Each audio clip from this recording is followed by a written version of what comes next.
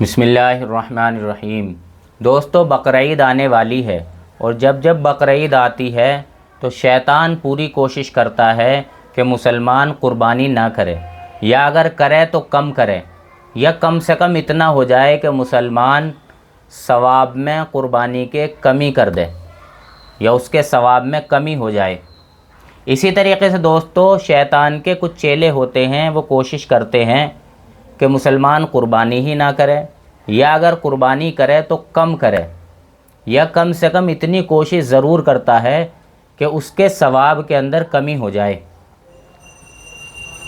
तो दोस्तों, इसी तरीके से जब बकरीद करीब आती है तो कुछ लोग ये सवाल करते हैं कि जी बताओ, भैंस की कुर्बानी जायज़ है या नहीं।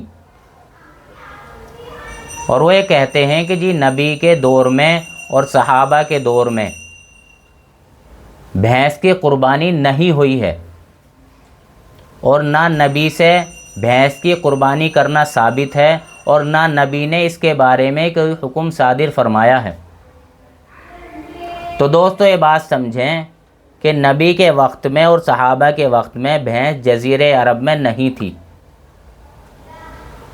इसीलिए नबी से भैंस की कुर्बानी करना, सहाबा से भैंस की कुर्बानी करना साबित नहीं है, और ना नबी ने इसके बारे में कोई हुक्म सादिर फरमाया है।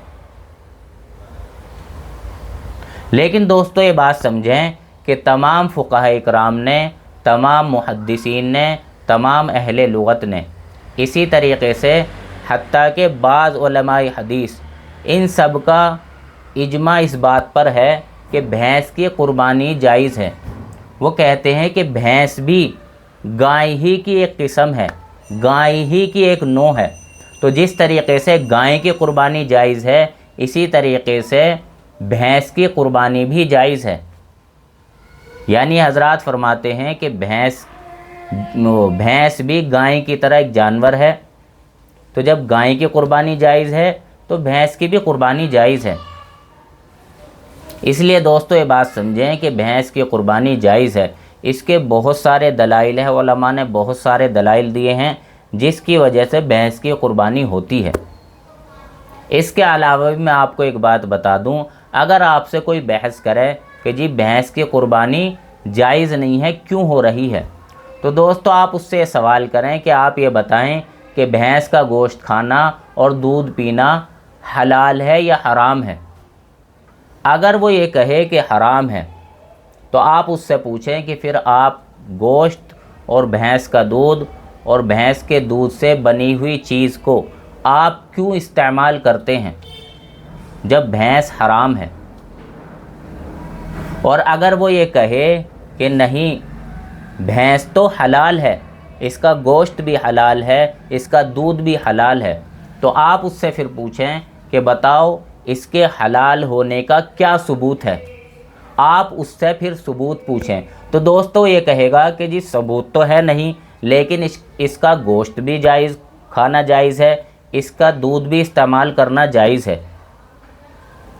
वो ये कहेगा कि इसको गाय ही से मुशाबहत है, ये भी गाय के जैसी ही है। तो दोस्तों, ये बात समझें कि जब मुशाबहत के एतबार से गाय का और भैंस का गोश्त खाना जायज़ है और उसका दूध इस्तेमाल करना जायज़ है, तो ये बात समझें कि फिर मुशाबहत के एतबार से उसकी कुर्बानी करना भी जायज़ है।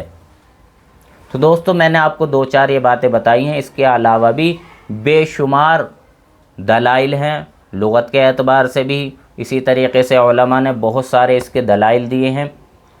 तो दोस्तों, ये बात मैंने आपको कुछ बता दी, तो ये बात समझें कि भैंस की कुर्बानी जायज़ है, कोई दिक्कत नहीं है। अल्लाह ताला सही समझ की तौफीक नसीब फरमाए। व आखिर दावाना अनिल हम्दुलिल्लाहि रब्बिल आलमीन।